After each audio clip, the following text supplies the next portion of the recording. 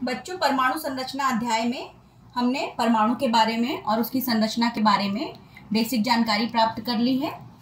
परमाणु में 3 मूल कण होते हैं, इलेक्ट्रॉन, प्रोटॉन तथा न्यूट्रॉन।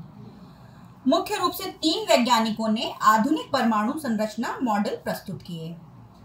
वो है जे थॉमसन का परमाणु मॉडल, रदरफोर्ड का नाभिकीय मॉडल और नील्स बोर का मॉडल। तो चलिए पहले हम जे थॉमसन के परमाणु मॉडल के बारे में बात करेंगे। जे थॉमसन ने परमाणु संरचना संबंधी अपना विचार प्रस्तुत किया। उनके अनुसार परमाणु को 10⁻⁻10 मीटर व्यास का ठोस गोला माना जा सकता है। बच्चों, 10⁻⁻10 एक बहुत ही छोटी संख्या है।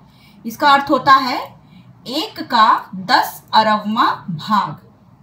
तो उनके अनुसार परमाणु का व्यास इतना ही था, और जो कि प्रोटॉनों के कारण धन आवेशित होता है तथा जिसमें ऋण आवेशित इलेक्ट्रॉन धसे हुए रहते हैं। ये इलेक्ट्रॉन परमाणु के धन आवेश को संतुलित करते हैं, अर्थात परमाणु में प्रोटॉनों तथा इलेक्ट्रॉनों की संख्या बराबर होती है, जिससे कि उनके आवेश संतुलित रहें। जे थॉमसन के परमाणु मॉडल की पुष्टि किसी प्रयोग द्वारा न होने के कारण इसे समर्थन प्राप्त नहीं हो सका। चलिए अब दूसरा है रदरफोर्ड का नाभिकीय मॉडल। ब्रिटेन के भौतिक विज्ञानी रदरफोर्ड ने अल्फा प्रकीर्णन प्रयोग करके अपना नाभिकीय मॉडल प्रस्तुत किया। बच्चों, अल्फा कण क्या होते हैं? अल्फा कण अत्यंत छोटे धन आवेशित कण होते हैं। इस प्रयोग में उन्होंने सोने की पतली पन्नी, जो कि 0.0004 सेंटीमीटर मोटी थी, उस पर अल्फा कणों से बमबारी की। अल्फा कण जब सोने की पतली पन्नी से टकराए तो उन्होंने क्या पाया, आइए इसे चित्र द्वारा समझते हैं।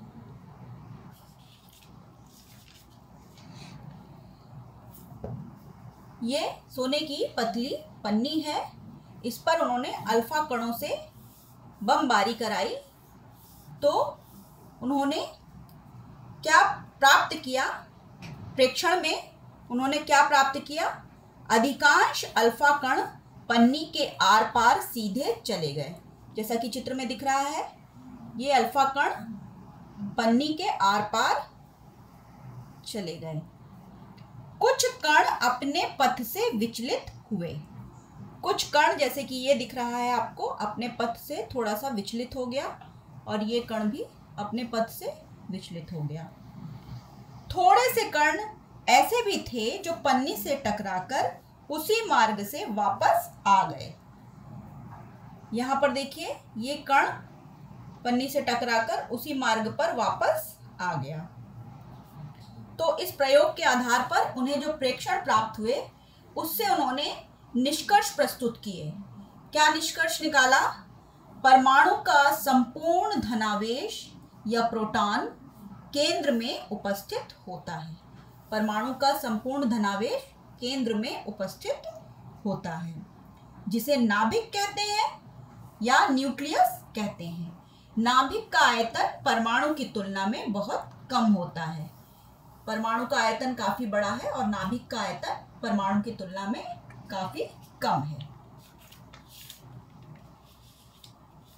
परमाणु का नाभिक ऋण आवेशित कणों से घिरा रहता है।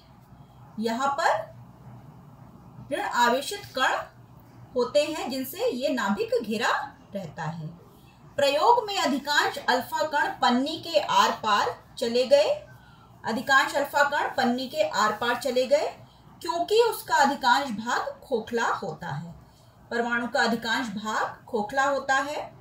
कुछ अल्फा कण जो नाभिक के पास से गुजरे, वे अपने पथ से विचलित हो गए क्योंकि नाभिक तथा अल्फा कण दोनों पर समान आवेश था।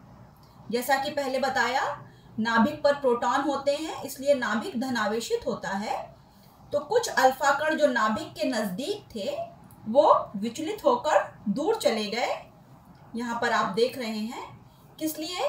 क्योंकि अल्फा कण भी धनावेशित है और नाभिक पर भी धनावेश है।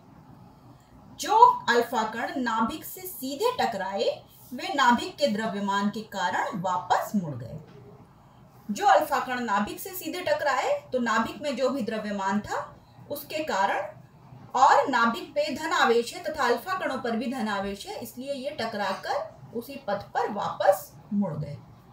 तो इस प्रकार से रदरफोर्ड ने नाभिकीय मॉडल को प्रस्तुत किया।